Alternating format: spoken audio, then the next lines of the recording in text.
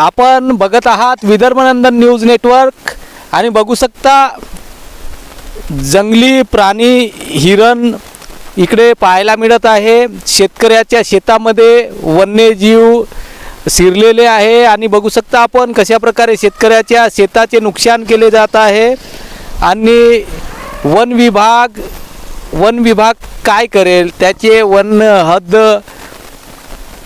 सीमा लांघून हे इकडे जंगलासारखे शेतकऱ्याच्या शेतामध्ये चरताना आपल्याला पाहायला मिळत आहे। हरणीचा एक कळप आहे आणि या कळपामध्ये कितीतरी हरणी आहेत आणि या रामटेक रोडवर मुख्य रस्त्याला एक यांनी म्हणजे एक शेतामध्ये त्यांचा वास्तव्य पाहायला मिळत आहे।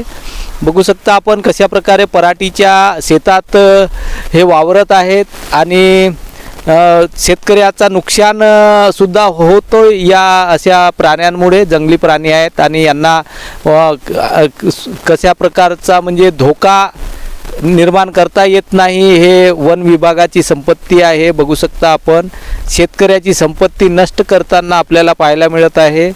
याकडे वन विभागाने लक्ष घालावे अशीच मागणी शेतकरी वर्गाकडून केल्या जात आहे।